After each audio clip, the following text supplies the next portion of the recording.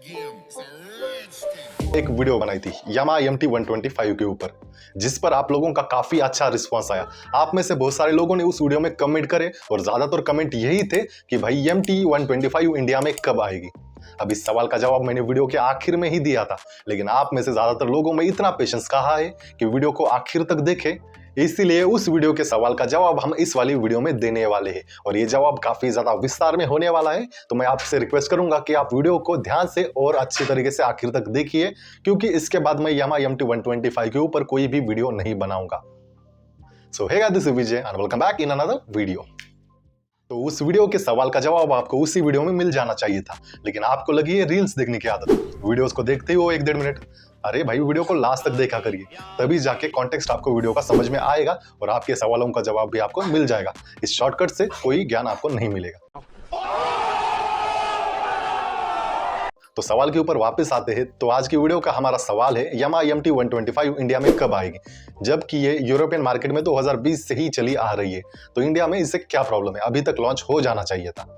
यही ना, इसी सवाल का जवाब मैं आपको काफी विस्तार में दूंगा, लेकिन मुझे लगता है हमें पहले इंडियन ऑटो इंडस्ट्री को समझ लेना चाहिए, क्योंकि जब तक हम इंडियन ऑटो इंडस्ट्री को नहीं समझेंगे, उसका बिहेवियर को नहीं समझेंगे, उसके कंज्यूमर्स को नहीं समझेंगे, तब तक मुझे लगता है आपको इस सवाल का जवाब नहीं मिलेगा। तो पहले इंडियन ऑटो इंडस्ट्री की ही बात करते हैं। लेकिन अगर आपको बहुत ज्यादा जल्दबाजी है तो मैं डिस्क्रिप्शन बॉक्स में टाइम स्टैम्प दे दूंगा, आप डायरेक्टली उस आंसर के ऊपर जंप कर कर उसे देख सकते हो। लेकिन मेरा रिकमेंडेशन यही रहेगा कि यार वीडियो को पूरा देख लीजिए। इंडियन ऑटोमोबाइल इंडस्ट्री $100 बिलियन की है। ये दुनिया की 3rd लार्जेस्ट ऑटोमोबाइल मार्केट है और अनुमान ये लगाया जा रहा है कि 2030 तक ये इंडस्ट्री $201 बिलियन की होने वाली है। तो ये इतनी ज्यादा बड़ी इंडस्ट्री है, लेकिन इस इंडस्ट्री में 2 व्हीलर का मार्केट शेयर सबसे ज्यादा हमें देखने को मिलता है और इसके बहुत सारे रीजंस भी है, जिसके बारे में हम आगे डिस्कस करेंगे। लेकिन अभी 2 व्हीलर्स का मार्केट शेयर इस इंडस्ट्री में 75% से भी ज्यादा है। और वही अगर हम कार्स, जीप्स और टैक्सीज का कंबाइंड मार्केट शेयर देखें तो वो सिर्फ 13% ही हमें देखने को मिलता है। जबकि अगर हम इसे यूएस या फिर यूरोपियन मार्केट से कंपेयर करें तो यूएस में लगभग 88% लोगों के पास कार्स है, और वही अगर हम यूरोप में देखें तो यूरोप में भी 79% लोग कार ओन करते हैं।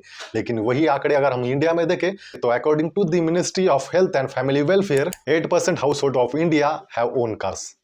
देखा ये आंकड़े कितने ज्यादा कम है, कहा 88%, 79% और कहा 8%।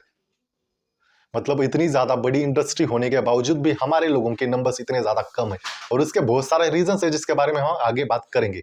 तो पहला रीजन मुझे इसका यही लगता है कि इंडिया में कार्स एक स्टेटस सिंबल की तरह देखी जाती है और ज्यादातर लोग कभी कभार सिर्फ कार्स को बाहर निकालते हैं। मैं मिडिल क्लास फैमिलीज की बात कर रहा हूँ। दूसरा रीजन मुझे ये लगता है कि बहुत सारी इंडियन फैमिलीज कार्स को अफोर्ड नहीं कर पाती, क्योंकि ऑब्वियसली मोटरसाइकिल के कंपैरेटिवली कार्स की प्राइस बहुत ज्यादा होती है, उसमें बहुत ज्यादा मेंटेनेंस कॉस्ट भी आती है और फ्यूल कंजप्शन भी कार्स में बहुत ज्यादा होता है, जबकि 2 व्हीलर में ये सब कुछ कम होता है। इस वजह से हमारे यहाँ कार से ज्यादा मोटरसाइकिल बिकती है। थर्ड रीजन मुझे ये लगता है कि इंडिया में ट्रैफिक का बहुत ज्यादा इशू है और कार्स ज्यादा कंपैटिबल नहीं है इंडियन सड़कों के लिए, क्योंकि अगर आपको ए पॉइंट से बी पॉइंट तक जाना है तो आपको कार में बहुत ज्यादा टाइम लगेगा, जबकि अगर आप बाइक से चले जाते हो तो बाइक से आप इजीली कहीं से भी निकल सकते हो। तो इस वजह से बाइक और भी ज्यादा पॉपुलर है। और पार्किंग का भी इशू हमें कार्स के साथ देखने को मिलता है, जबकि 2 व्हीलर में ऐसा नहीं है। तो ऐसे बहुत सारे रीजंस है जिसके कारण हम इंडियंस कार की बजाय बाइक को चूज करते हैं। मैंने तो 3 बता दिए, आप मुझे 2 कमेंट बॉक्स में बता दीजिए। तो अगर आपने अभी तक वीडियो देखा है तो आप इंडियन ऑटो इंडस्ट्री को समझ चुके होंगे और आपके मन में भी यही चल रहा होगा कि भाई ठीक है, हम इंडियन ऑटो इंडस्ट्री को समझ चुके हैं, लेकिन इसका MT-125 से क्या लेना देना, राइट? रुको जरा, सब्र करो, बताऊंगा, इसलिए तो मैं यहां पर बैठा हूं ना। लेकिन पहले जिसने चैनल को सब्सक्राइब करा है वो थोड़ा साइड में हट जाए, जिन्होंने नहीं करा उन्हें तो देखने दो। क्यों भाई, क्या प्रॉब्लम है, क्यों नहीं सब्सक्राइब करा? पैसे बढ़ते हैं क्या? अरे फ्री में ही तो है।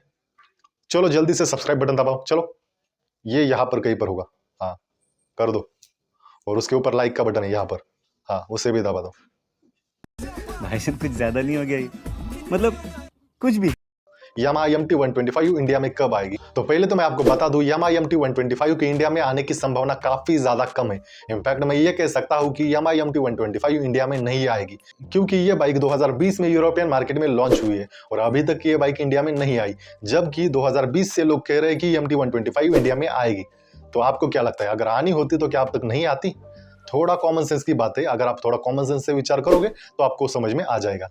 लेकिन फिर भी बहुत सारे छोटे मोटे यूट्यूबर्स MT-125 के ऊपर वीडियो बनाकर उसमें यूरोपियन MT-125 की फुटेज यूज करते हैं और कुछ भी अंदाजे से डेट चिपका देते हैं और अपने चैनल के ऊपर व्यूज छापते हैं।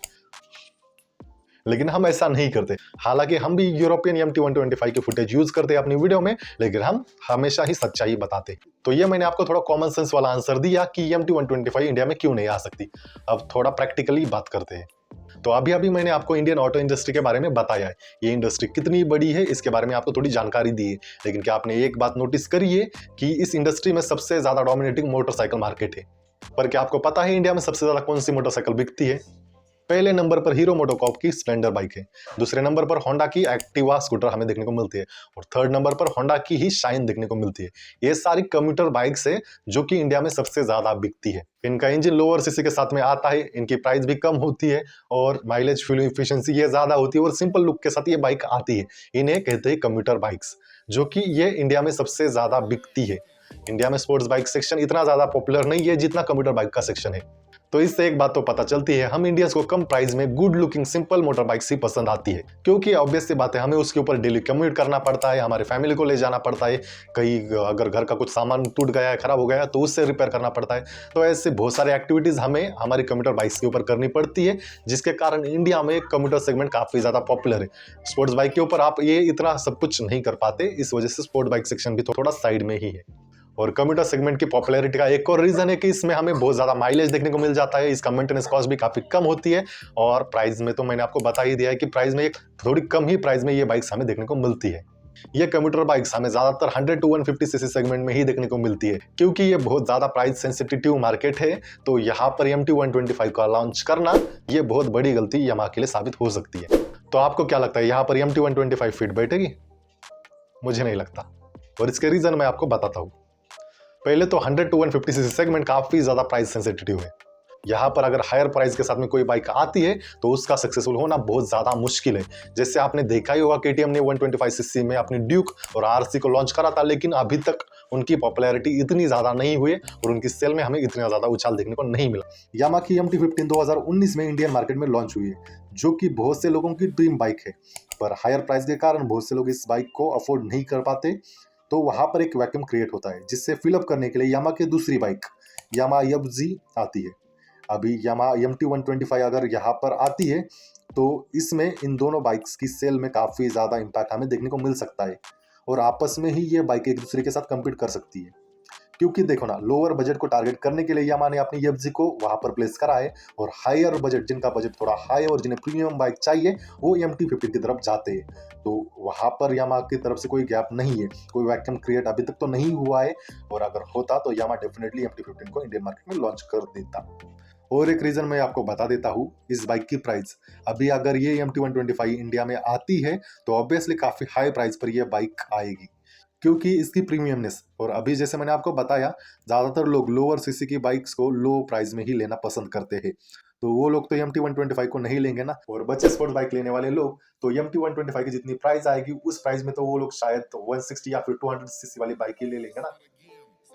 मतलब हायर सीसी वाली बाइक लो प्राइस में अगर उन्हें मिल रही है तो वो उनकी तरफ ज्यादातर जाएंगे ना कि MT-125 की तरफ। और अगर हम इंडियन मार्केट को यूरोपियन मार्केट के साथ कंपेयर करेंगे तो वहां पर ज्यादातर लोग सिर्फ शौक के लिए मोटर बाइक्स लेते हैं, जबकि इंडिया में उन्हें डेली कम्यूट करना पड़ता है, इस वजह से बाइक लेते हैं।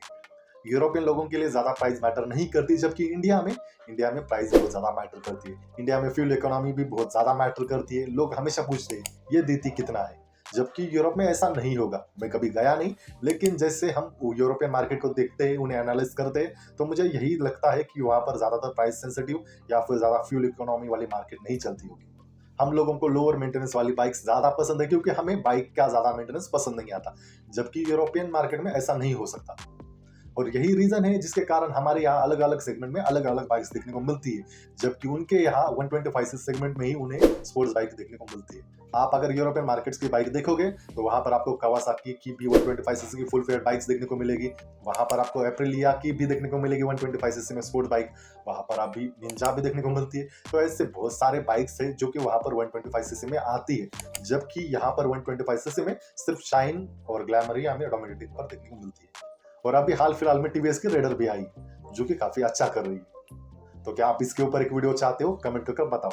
तो बस इतना ही आज की वीडियो में मैंने डिटेल में बताने की कोशिश करी है कि यामाहा की MT-125 इंडिया में क्यों नहीं आ सकती। होप कि आपको ये पसंद आए। अगर वीडियो पसंद आए तो वीडियो को लाइक कर चैनल को सब्सक्राइब कर दीजिए, और अगर आपकी कोई सुझाव है या फिर कोई रिक्वेस्ट है तो वो मुझे आप नीचे की साइड में कमेंट बॉक्स में बता सकते हो। मैं डेफिनेटली उसके ऊपर विचार करूंगा। तो मैं बताऊँ आपको नेक्स्ट वीडियो में। Till then bye.